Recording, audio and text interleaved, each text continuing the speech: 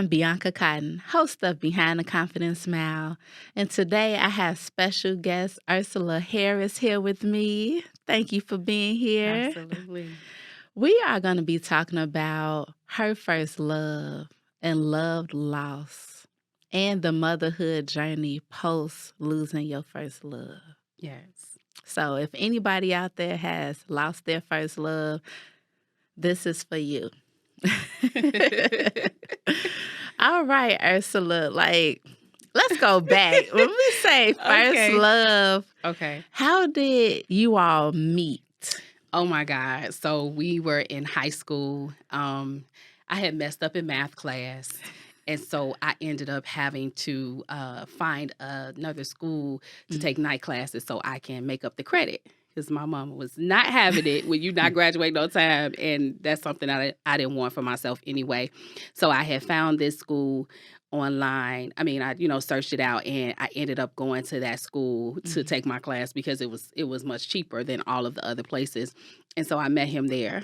And the rest was history. And the rest is history. Yeah. So you met him there. Yes. But how did you all connect after that? So basically, he would stare me down in class every single time we came. I think we went like twice a week. And I had no business being there anyway because I was good at math. I don't know. I went there and I aced it. So I would always raise my hand, and then the teacher would end up calling me up to the board to like write the problems out. I'm like, oh God, I don't want to do this. And then I would turn around. He would just be gazing up at me like it was just so tripped out. And so then we had to go into the auditorium, I guess, to finish signing up because it was right at the beginning when the classes first started. So we had to go in the auditorium and get all of our paperwork. And he handed me his phone number. And I looked down. I'm like, what is this? And so he was like, it's my number. Call me. And so the rest was history. I waited a while to call him. I think I called him once and he didn't answer. And so next thing I know, he continued to call me, but it was at the time, it was back in the day. It was probably like in the early, late night. It wasn't even 2000 yet. And so we didn't have cell phones. I was about to say, it was in the 90s. Yeah, so house phones. We had house phones with the circular cord. And it was a little short cord, and the phone happened to be by my mama's bedroom door. So we would sit on the phone for hours every single night. Every single night. And y'all high school age. High school age. And my mama would come out the room at 2 a.m. I don't care how long you been on that phone. You going to school in the morning, And so it would be so, I didn't care. I was getting in trouble all the time, but we just connected, talked every single night. I mean, hours. I held up the phone and stuff like that. So yeah, that's kind of how we built our relationship. And he would always play this song called Separated. By and Kiki. And that was our song. He would play it. Oh, he had just had it on repeat. And I'm like, we were falling in love, but why was our song separated? It was like, oh, okay, the irony, it was just tripped out when we thought about it later. Yeah. I remember mentioning it to him and he would just laugh. So, yeah, that's kind of how our journey started. So, how did you know you were in love with him? Oh, my God. It was just the way I felt. So, he wasn't my first boyfriend. I had a boyfriend prior to him, but I was still young. But the relationship with him and it just blossomed because we got so close and to the point where our family started intertwining. Mm-hmm. We would go to his mom's house for dinner. They would come over to our house sometimes and stuff like that. And so it was just he would pick me up. He would have his cousin to drive to my house and get me all the time. It was just he grabbed hold of me and didn't let me go. So it's I had no choice. But no, we just connected and we became family, it was just that was my person. So yeah. That's beautiful. So sweet. Yes. Right? Yes. And the reason why I brought up the house phone piece for anybody who may be younger, teenage age, listening to this conversation. Have house phone, no cell phones, like no None. social Right. media. Nope. It was strictly You were phone interacting, yes. Yes, That's how you really get to know people anyway, and so, yes, we were on the phone. Wasn't no texting back then. right. You had to talk. Yep. Yep, absolutely. So what happened next in you all's relationship as time went on? So as time went on, and we were still in high school, I ended up getting pregnant. We went to prom together, Mm. and then kinda like after prom, I ended up getting pregnant, and we had our first child, our first son together, who is now 22 years old. So that was like Wow. so long ago. And it was just a lot of ups and downs. We were like on the outside looking in, we were like two different people. He was kind of the bad boy, and I was like the church girl.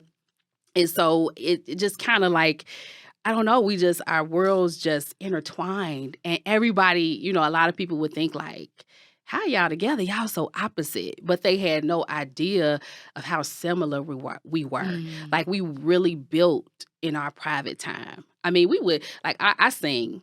So we would sing together. Like he would be so silly with me. We would sing. We would make up songs.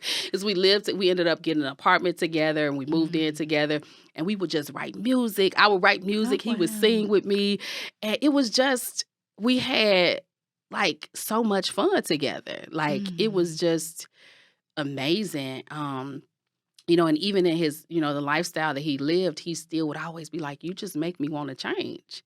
Mm. You just really make me want to change. Like I'm outside and I'm doing stuff I probably don't have no business doing, but I'm rushing in the house to get on the phone with you. Mm. And so, we just always, like, we were inseparable. We were inseparable for a great period of time. And yeah, it was, it's actually great. Like, think my mind is really going back to just how much time we actually spent together at such a young age. Right, because I was like, Yep. apartment together? How Yep. long did you all live So we together? lived together for, I think, because we had two apartments together. So we lived together. I didn't keep that apartment long. The first one, it was a short time. It was under a year. And then about 3 years later, we ended up getting another place together and we stayed together Mm. for a couple of years. And so, as time went on, we kind of started to like drift apart, grow apart. We had our son, and I felt like the relationship just started to shift. Other Mm. things got in the way, you know, and it just kind of, as I got older, I wanted him to, change. I wanted him Mhm. to, be the man that we always talked about him being. Mm. And so, as time went on, I just was like, this is not what I want for my life anymore. I want you to change. And so he would agree to change, but then you know how they'll get comfortable and you Right, let them back and go in and back. then they revert back to what they're used to. And Mhm. so as I got older and I had another child 10 years later, which was a girl at that time, I was like, you know what? I have to do what's best, Mm. for our kids. Like I can't allow them to see us in, because the relationship kind of got toxic. Just as we're growing and he's getting deeper into the things that he was doing, in the streets and stuff like that, it just kind of drove a wedge in between our relationship. Mm. How did that make you feel knowing like this is a person that I connected so well with, even though from the outside looking in, we are from two different worlds, but have Yes. so many similarities and wanting the best for him, but he's not changing. So Yes. you made a decision to Yeah. go separate ways. How was that for It you? was so tough because if I hadn't have made the decision, we would have just stayed in dysfunction forever, because he would Mm. always say, I'm never letting you go. I don't care what happens, what I do, and for a long time I allowed the back and forth because I really, when you're in love and you guys have those Mm. pillow talk conversations and your heart is there, and for those things not to pan out or you don't see those things happening, eventually I started to get tired. Mm. And I had to make a decision that was best for me. And so, we had rough times, and it was just like, I can't, keep dealing with the ups and downs of this relationship. And so, I had to make a tough decision, and it was very hurtful because when you build your mind is set on this person, you feel like this is your soulmate, this is the person that you're going to be with, and then for that not to happen, but I always held on to the hope that eventually, like, maybe if I just completely let go, be done, maybe that'll prompt him to change. And so, yeah, I mean, we had such like, we was so in love, like, he had my entire face tattooed on his chest. Mm. My entire my entire face.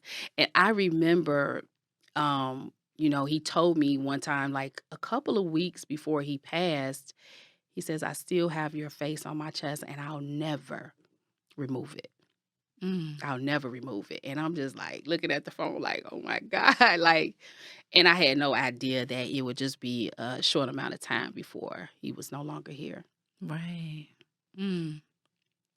So prior to his passing, we talked about off camera that he was in prison for some time, Yes. incarcerated. Yes. Um, at that time in you all's journey, uh, were y'all in relationship, or was that the time where you was like, I'm done, and now he's So he kind of went to prison a couple of times. So the first time he went, we were together, and then we ended up breaking up mm. because I found out some stuff like, you cheating, you doing this, you doing that. And so I was like, you know what? Why am I holding on to somebody that's doing all of this stuff, and I'm trying to be here to support you, and I find out Mhm. all of this stuff. And so I decided to let go, and for a period of time. And then when he came home, things went back. He kinda came back, won me back over, and then we ended up, having another, I got pregnant. That's when I got pregnant, again. And so after that particular time, when I got pregnant again, he went back to prison, and Mm. we were together that whole time, like, talking on the phone he would call me, and we continue to, he, of course, when guys are usually when they're incarcerated, they have all of these great things that they're gonna do, and they fill your head with all of this stuff. And I believe at the time he meant it, but Mm. then it's a different story when the freedom comes into place. And so when he came home, um, things just weren't what he said, Mm. and it was just like, keep waiting though. He wants me to keep holding on. And I'm just Mm. like, I cannot continue to hold my life up waiting for you to get it together. And so when he came home the last time, we weren't necessarily together. And then it was just a short time after he came home that he passed. Mm. And at the point that he passed, how old were you all's children? Oh man, they were 4 and 15. Mm. 4 and 15. My daughter was turning 5 about 3 weeks after his passing. Mm.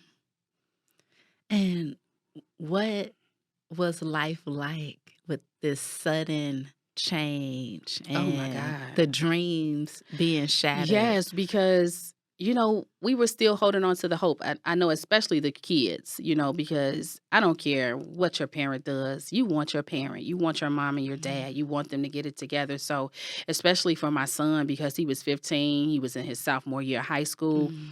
it was like everything that he held on to, all of the dreams, all of the hopes. Because when he was calling from prison, he was telling them all of this stuff and painting this beautiful picture that they adored. They kept this picture in the forefront of their minds. And so when he came home and then he ended up passing not long after that, it shattered them.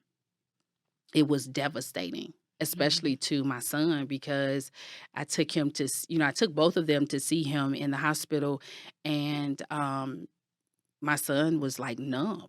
He didn't Mm. even say, he couldn't believe it because he was so used to seeing his dad being up and big and strong. And so now you're seeing him laying in a hospital bed. It was devastating. He pretty much shut down. He continued to go to school every day, but he wasn't there. He was physically there, but mentally he had checked out. And I knew that he was like God had already showed me and kind of like was Mhm. trying to prepare me for it. So I had already had counseling set up for them. And so like the days after he passed, we were sitting in a uh, therapy session. And my daughter was so small, she didn't really know what was she didn't really she didn't wrap her mind around it. She Mm. wasn't old enough to really understand because she was 4. So I just remember her sitting on the floor playing with blocks or playing with some stuff. And my son is just sitting there looking at the counselor like, I just want my dad back. I don't want to talk to anybody. So it was Mhm. like, even though I tried to take them to counseling, it wasn't the right time. And that's just not what they wanted. My son didn't want that. He wanted his father. And so it was so tough. Mhm. It was so tough. After he passed, they cried every night for 6 months straight, Mm. every single night. What's up, Chicago? I'm Darius Caffey, and I invite you to join me for our season finale episode of The Table on Air with our first returning guest and our show creative director, Terrell Stanley. You are one of the large reasons that I came out to my parents is because I was in love with you. Join the conversation with us on Tuesday, December 5th at 7:30 p.m. on CanTV Cable Channel 19, streaming on cantv.org, and available on the CanTV Plus app. Experience the power of community television. So I'm trying to aid one kid, and then the other kid come in the room and fall out, and the other kid is crying. I mean, everything reminded them of their father, like whatever. We would just be driving down the street or at the store, and somebody bursts Mhm. out crying. My daughter would be at school, and she's 4 years old, and they're texting me or they're calling me saying she's on her cot, balled up in a fetal position, and she won't move. Mhm. And so I would have to get on the phone with her, or sometimes maybe go and get her. And it was just I was like, I didn't even have a chance to deal with how I felt Mhm. because I was so busy trying to be, what they needed from me. Right. And I was trying to shield them from the pain that was inevitable for a long Mhm. time, you know. And it got to the point where I just had to let them feel. Yeah. So it was, Create the space for yeah, it. because as a mom, we want to fix it. We want to fix it for Mhm. our kids. We want to, you know, be fixers and make sure everything is together and make sure. But this was something I could not fix, and that was devastating to me. That was Mhm. so many things went through my mind. I was angry. I was sad. I was hurt. I was very emotional. Yeah. And it was a new ground for me. It was a new territory. I had never done this before. And then my mother had passed 4 years prior, so I didn't have my mom to lean on to help me through this time. So it was so new and just different. Mhm.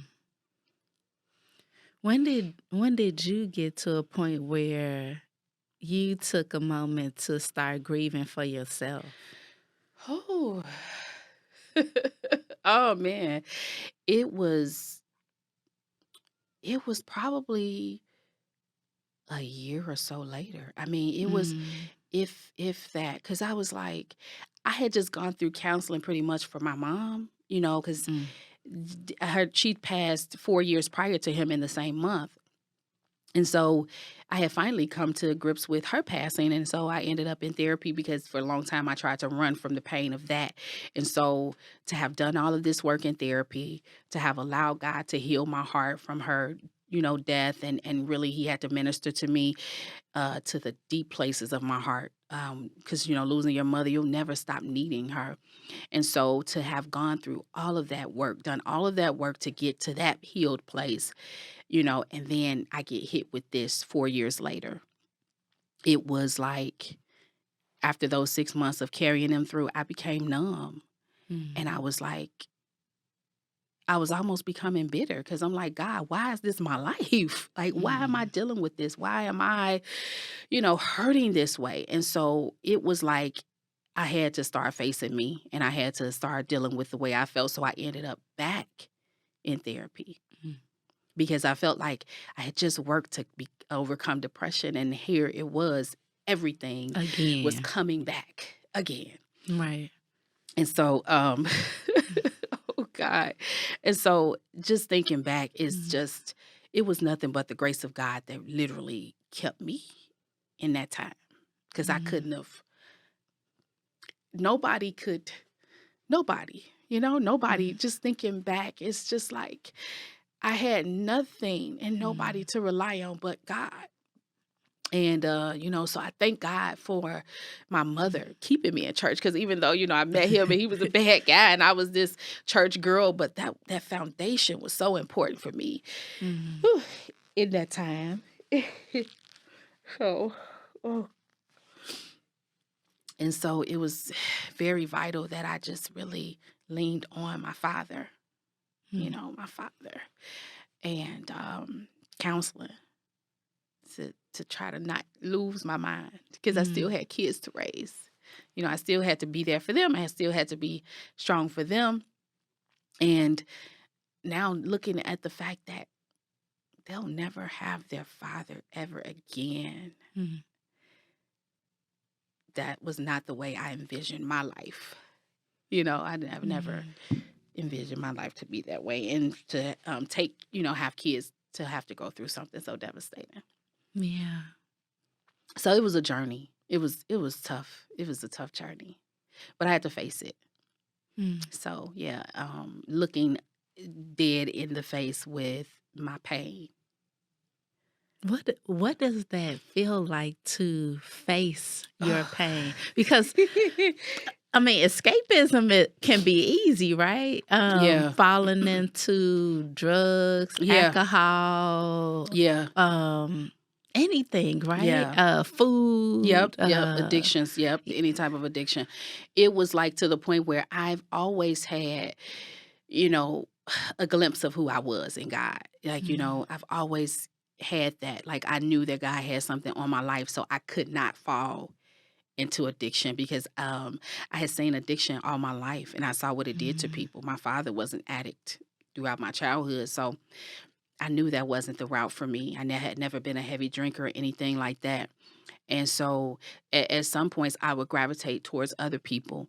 I would try to gravitate because I just wanted to fill that void. And mm, that feeling of being alone was so heavy that I avoided it, for a long period of time. But then when you realize that the more you run, the harder it comes on your back because it's like on your neck. Like, right. you can't get away from me. And this is something you have to face. And that thing came right in my face and said, here I am.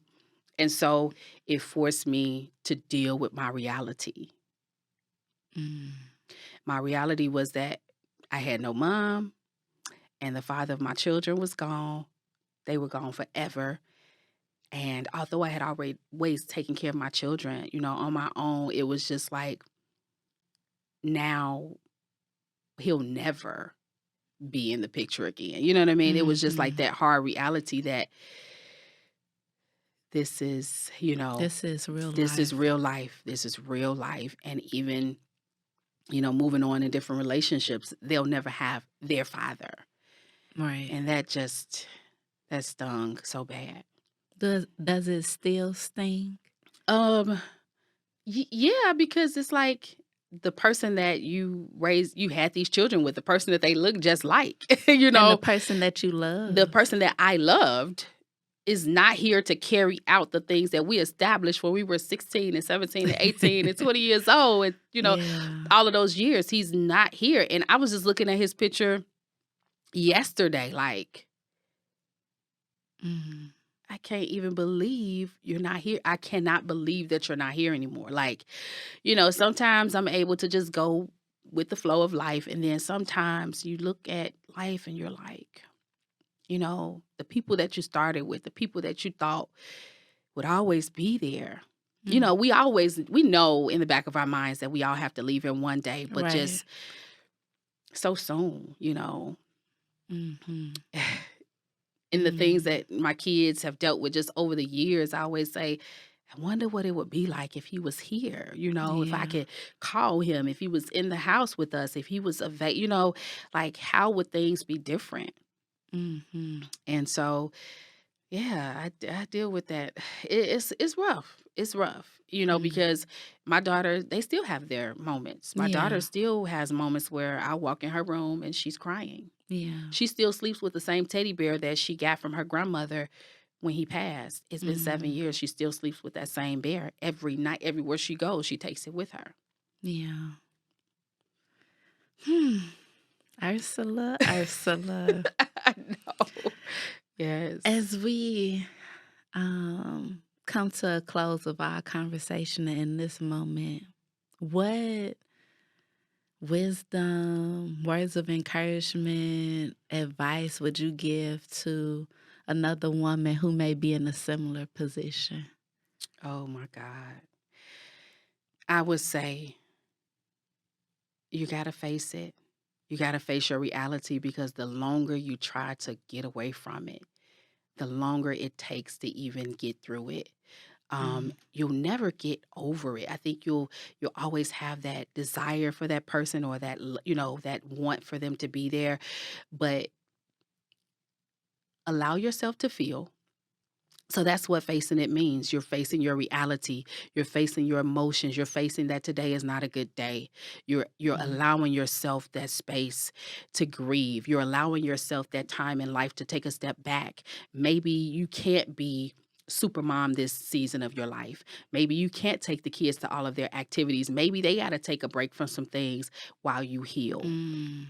Allow yourself that space, because as parents, as moms especially, we're there, and so we have to find that time for us. And what I did was I created a space for myself. I had to, because at first I was just everything for the kids. I'm moving for the kids. I'm moving for the kids, and then God had to show me, like, think about what Ursula needs. Mm-hmm. And what I needed was like a peaceful day, like a day where I did nothing.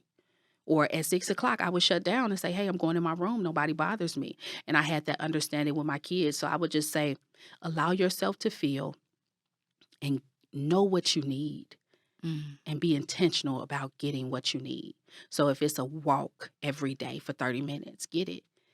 If you Mm. need a break and you need to trust somebody, learn how to trust people with your children so you can get a break. Don't try to do it all, because you'll end up breaking down. And then Mm. you're no good for the kids that you're trying to raise. You'll end up hurting them in the process, because you'll be so broken and so frustrated and worn out that you may just break them. Mm. Mm. Ursula, Ursula, Ursula.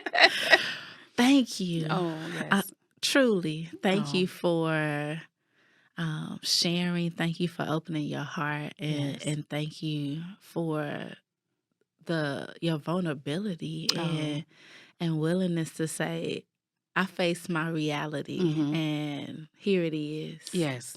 Yes. Mm. Absolutely. All right, y'all. Thank you for being here with us today, and take care.